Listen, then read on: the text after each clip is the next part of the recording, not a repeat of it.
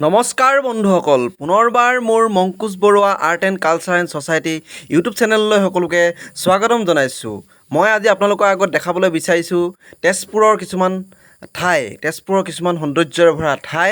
সেই ঠাইবিলাক দেখিলে আপোনালোকে ভৱিষ্যতে সেই ঠাইবোৰলৈ যাবলৈ মন যাব।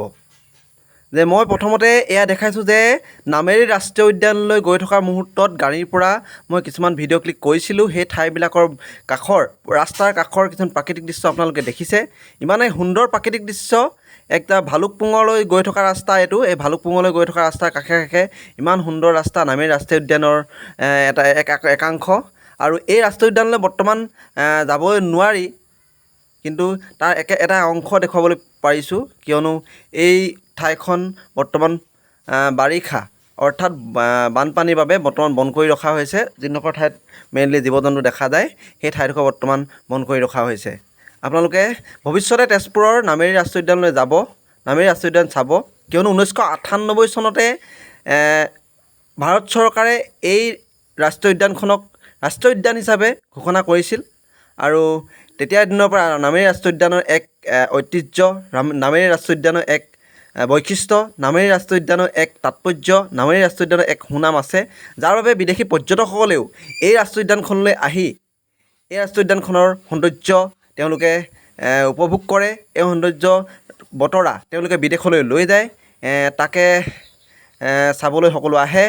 আৰু এই আমাৰ বাবে, অসমৰ বাবে এক গৌৰৱৰ কথা। তেজপুৰৰ প্ৰাকৃতিক সৌন্দৰ্য বহুত সুন্দৰ এক প্ৰাকৃতিক দৃশ্য।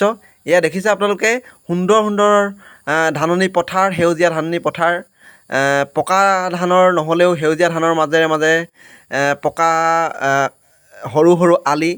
এয়া আমি গাড়ী চলাই গৈ আছোঁ।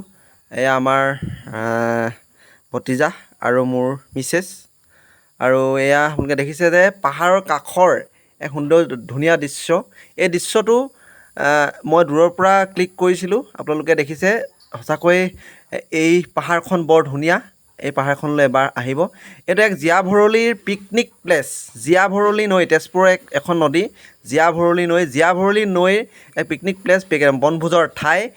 একেবাৰে নদীখনৰ মাজত আছে। এই দেখিছে শিল, ইমান ধুনীয়া ধুনীয়া শিল। এই শিলখিনি মাজলৈ গৈ যদি ফটো তুলিব পাৰিলোঁ হ'ল, তেনেহ'লে খুব ভাল লাগিলেহেঁতেন। কিন্তু বৰ্তমান পানী হোৱাৰ কাৰণে খুব ইয়াৰ প্ৰচণ্ড সোঁত আৰু প্ৰবল সোঁতৰ বাবে তালৈ যাব নোৱাৰিলোঁ।